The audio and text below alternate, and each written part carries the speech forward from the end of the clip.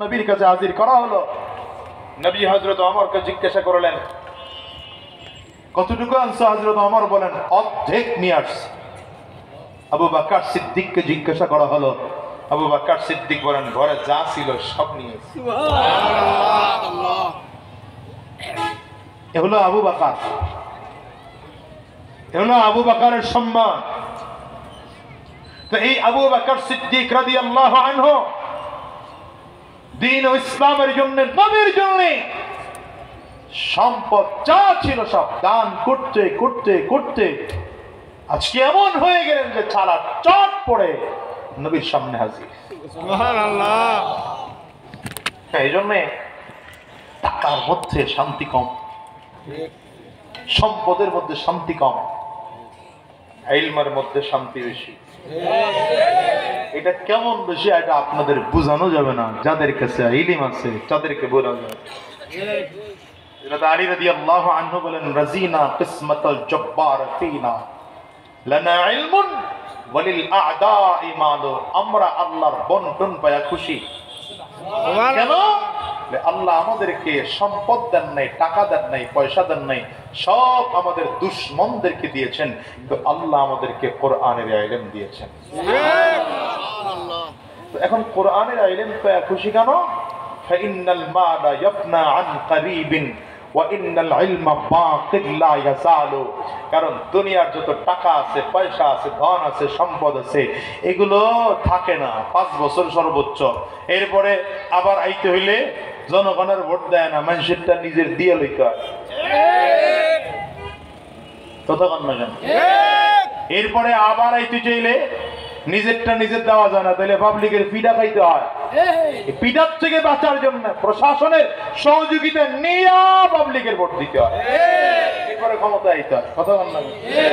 এরপরেও যখন দেখা যায় ক্ষমতা আসে, তারপরেও টিকে থাকতে পারে না। ছাত্র জনতা জনরোষের কারণে দুপুরের খানা পাকানো থাকে, না খাইয়া পালাতে হয়। কেমনে বুঝাই এগুলা? হুজুর করে এলেন, কে নিছে? চুরি করে নেওয়ার কায়দা আছে? ডাকাতি করে নেওয়ার কায়দা আছে? হ্যাঁ, ছিনতাই করে নেওয়ার কায়দা আছে? বরঞ্চ যাদের আল্লাহ ইলম দিয়েছেন, দিন দিন দিন দিন ইলম শুধু বাড়তেই আছে, কমে না, বাড়ছে। আলহামদুলিল্লাহ কোন? আলহামদুলিল্লাহ। ভালো করে কোন? আলহামদুলিল্লাহ। বুঝতেছি আপনারা হুজুরগুর কথা কইতেছো, এজন্য খুব খুশি না? খুশি। হুজুরগুর কথা ওই তো 4 বছর খুশি, বাকিরা তো চুপচাপ বসে রইছে।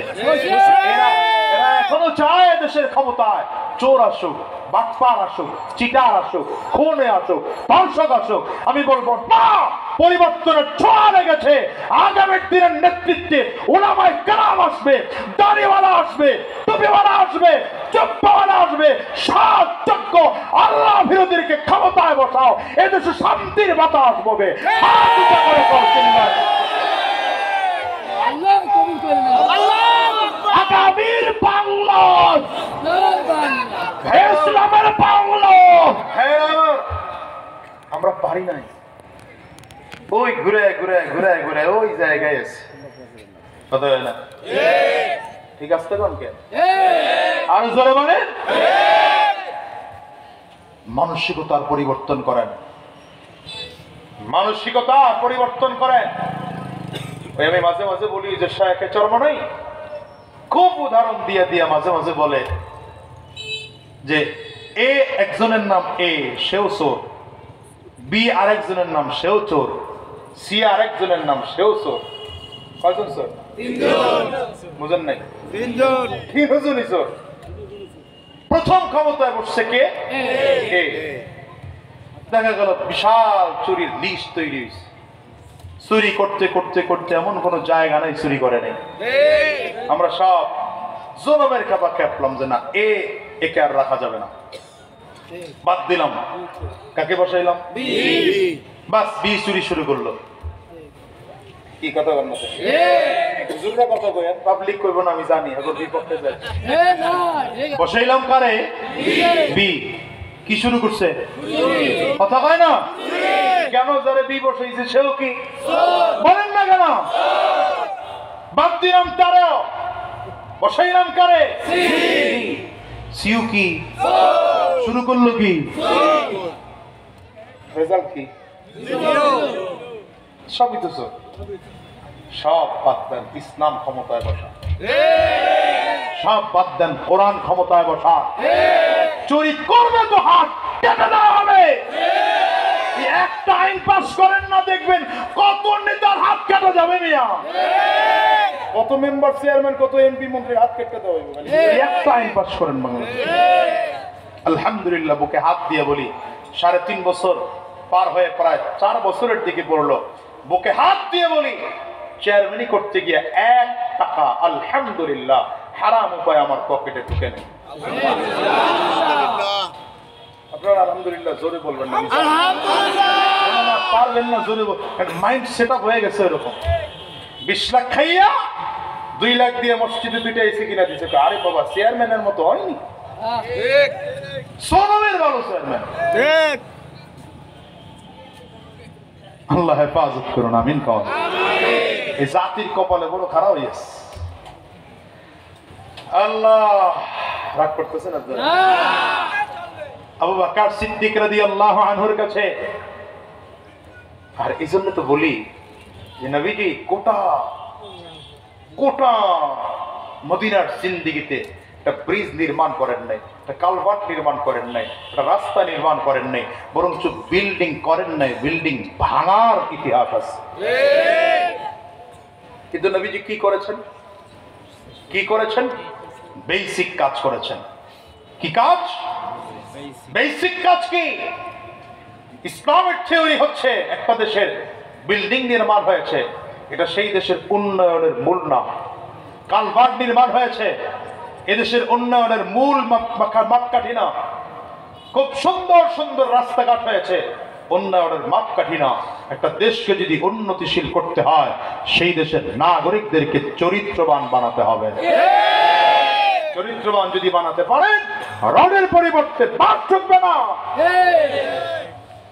আর আমার নবী চরিত্রবান মানুষ তৈরি করেছেন, এমন চরিত্রবান, এমন চরিত্রবান, রাতের অন্ধকারে হেঁটে হেঁটে মাথায় করে আটার বস্তা গরিব মানুষের বাসায় গিয়ে দিয়ে আসছে। চিৎকার করে আল্লাহু আকবার জোরে বলেন। কি বুঝেন? কি বুঝেন এটা? হযরত ওমর ফারুক রাদিয়াল্লাহু আনহুর জিন্দেগি। একা একা রাত্রিবেলা হাঁটতেন, একা একা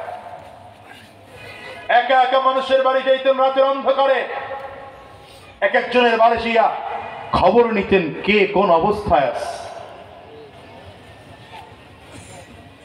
আর এখন তো নেতারা এলাকায় ঢুকলে 200 হুন্ডা না থাকলে নেতারা হুন্ডা দিয়ে এলাকায় ঢুকতে পারে না। কপাল পরা যাতে ঠিক আসতে কেন জোরে পাওয়া যায় না।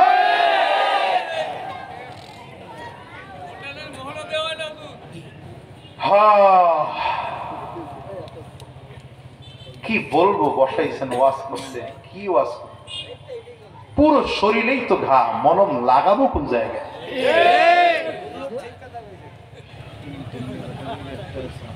আমাদের অবস্থা হলো এমন। আপনাদের এলাকায় লঞ্চ চলেনি? লঞ্চ কম চলে না? লঞ্চের মেশিনের সাইলেন্সারটা পেছন দিয়ে ছাদে উঠানো,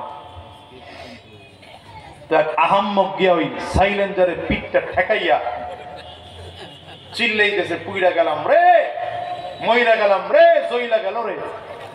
একজন বুদ্ধিমান গিয়া কয়, বেটা আহাম্মক সামনে সরলেই তো হয়।